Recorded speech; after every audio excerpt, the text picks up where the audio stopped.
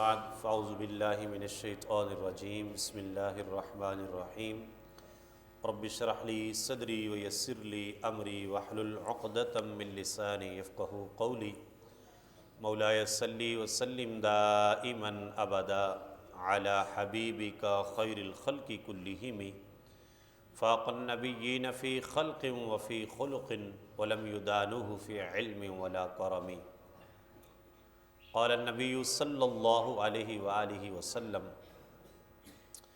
وما اجتمع قوم فی بیت من بیوت اللہ تعالی یتلون کتاب اللہ ویتدارسونہ بینہم الا نزلت علیہم السکینہ وغشیتہم الرحمہ وحفتہم الملائکہ وذکرہم اللہ فی من عندہ وَمَن بَطَّأَ بِهِ عَمَلُهُ لَمْ يُسْرَعْ بِهِ نَسَبُهُ او كما قال النبی صلی اللہ علیہ وسلم۔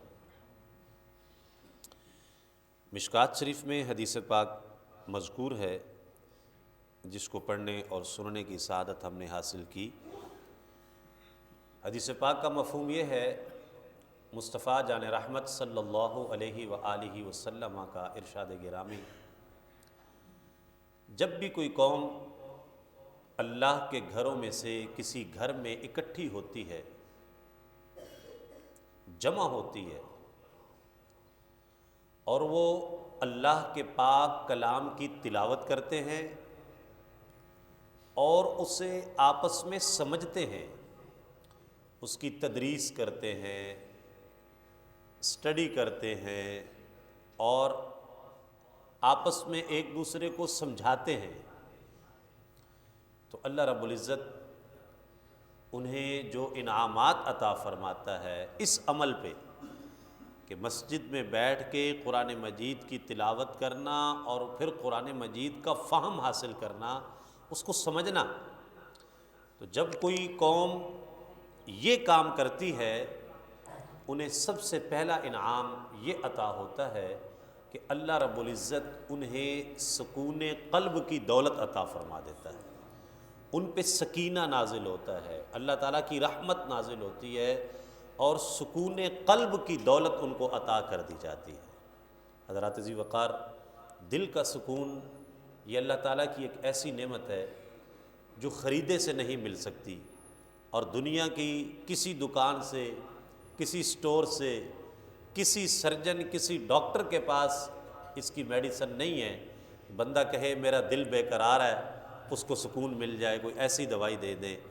یہ الا بذکر اللہ تطمئن القلوب، دل کا اطمینان، دل کا سکون، دل کی راحت، یہ اللہ رب العزت کے ذکر میں پوشیدہ ہے۔ لہذا اس قوم کو سب سے پہلا انعام یہ عطا کیا جاتا ہے کہ انہیں سکون قلب کی دولت عطا کر دی جاتی ہے۔ دوسرا انعام وغشیتہم الرحمہ، اور اللہ تعالیٰ کی رحمت انہیں ڈھانپ لیتی ہے، وہ رحمت الہی کی چھتری کے نیچے آ جاتے ہیں اور اللہ رب العزت کی رحمت ان پہ سایہ فگن ہو جاتی ہے۔ وحفتہم الملائکہ، تیسرا انعام یہ عطا ہوتا ہے کہ اللہ تعالیٰ کی رحمت کے فرشتے ان کا طواف کرتے ہیں، وہ رحمت الہی کے فرشتوں کے گھیرے کے اندر ہوتے ہیں اور فرشتے ان کے لیے دعا کر رہے ہوتے ہیں۔ اور چوتھا انعام یہ عطا ہوتا ہے کہ وَذَكَرَهُمُ اللَّهُ فِي مَنْ عِنْدَهُ، وہ تو زمین پہ مسجد میں بیٹھ کے اللہ رب العزت کا ذکر کر رہے ہوتے ہیں اور اللہ کے پاک کلام کی تلاوت اور اس کی تدریس کر رہے ہوتے ہیں، اللہ رب العزت فرشتوں کی پاک مجلس میں اپنے ان بندوں کا تذکرہ فرماتا ہے کہ فرشتوں یہ دیکھو، یہ میرے بندے ہیں، یہ مجھے یاد کر رہے ہیں اور میرے کلام کو پڑھ رہے ہیں، اس کی تدریس کر رہے ہیں، اس کو سمجھ رہے ہیں۔ تو حضرات ذی وقار، یہ اتنا بڑا، اتنا عظیم عمل ہے، اللہ تعالیٰ کی کتاب کی تلاوت کرنا، قرآن مجید کی تلاوت کرنا اور پھر اس کو سمجھنا اور اس کی تدریس اور تعلیم کرنا، اتنا عظیم عمل ہے۔ آخر میں کریم آقا صلی اللہ علیہ وآلہ وسلم نے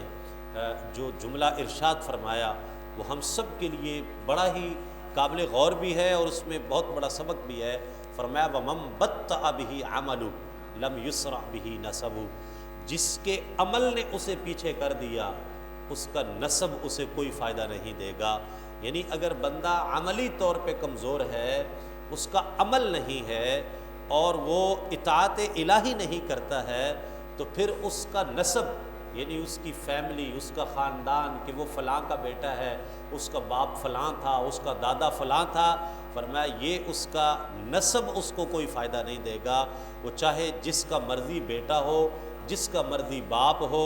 جس مرضی خاندان اور فیملی سے بلونگ کرتا ہو، یہ بلونگنگ اس کو کوئی بینیفٹ نہیں دے گی۔ بینیفٹ کیا چیز دے گی؟ وہ اس کا نیک عمل ہے۔ جس کا عمل اچھا ہوگا، جس کی نیکیاں زیادہ ہوں گی، جس کا کردار اچھا ہوگا، جس کی زندگی اطاعت خدا اور اطاعت مصطفیٰ صلی اللہ علیہ وآلہ وسلم میں گزری ہوگی، کامیابی اسی کو حاصل ہوگی۔ حضرات دی وقار، اس حدیث پاک کی روشنی میں ہمیں کوشش کرنی چاہیے، ایک تو جہاں پر بھی کہ مسجد کے اندر جب آئیں تو ہمارے پاس جو بھی وقت ہو، ہمیں وہ قرآن مجید کی تلاوت میں اس کو صرف کرنا چاہیے، اور تلاوت کے علاوہ قرآن مجید کو سمجھنے کی کوشش کرنی چاہیے۔ اور دیکھیں کہ یہ مسجد اتنا عظیم یہ اتنی عظیم جگہ ہے کہ جہاں پہ بیٹھ کے تلاوت اور تدارس کرنے سے اللہ رب العزت کی اتنی بڑی رحمتیں نازل ہوتی ہیں کہ اللہ تعالیٰ کی رحمت چھتری بن کے سایہ فگن ہو جاتی ہے، رحمتوں کے فرشتے طواف کرتے ہیں، سکون قلب کی دولت نصیب ہوتی ہے، اور اللہ تعالیٰ فرشتوں کی پاک مجلس میں اپنے ان بندوں کا تذکرہ فرماتا ہے۔ لہذا ہمیں کسی بھی ایسی ایکٹیویٹی سے بچنا چاہیے کہ جس کی وجہ سے یہ برکتیں ضائع ہو جائیں۔ مسجد میں دنیاوی گفتگو کرنا، مسجد میں ایک دوسرے کو جگتیں لگانا، مسجد میں ہنسی مذاق کرنا، مسجد میں آوازیں بلند ہونا، یہ تمام چیزیں جو ہیں یہ مسجد کے تقدس کو پامال کرتی ہیں، اور ہماری اتنی عظیم نیکیاں، اتنی اچھی نیکیاں جن کی وجہ سے اتنی بڑی بڑی اللہ تعالیٰ کی رحمتیں ہمیں نصیب ہو سکتی ہیں، وہ نیکیاں ضائع ہونے کا اندیشہ ہوتا ہے۔ لہذا ہمیں میکسیمم ٹائم مسجد میں اپنا ذکر الہی میں، فکر میں، قرآن مجید کی غور و فکر اور تدبر میں، قرآن مجید کی تلاوت میں اور قرآن مجید کو سمجھنے میں سپینڈ کرنا چاہیے۔ جو ٹائم بچ جائے وہ پیارے آقا صلی اللہ علیہ وآلہ وسلم پہ درود و سلام بھیجنے میں صرف کرنا چاہیے۔ اللہ تعالیٰ مجھے آپ کو عمل کی توفیق عطا فرمائے، فہم قرآن کی دولت سے مالا مال فرمائے، سکون قلب کی دولت عطا فرمائے، آمین ثم آمین بجاہ النبی الکریم۔ الحمد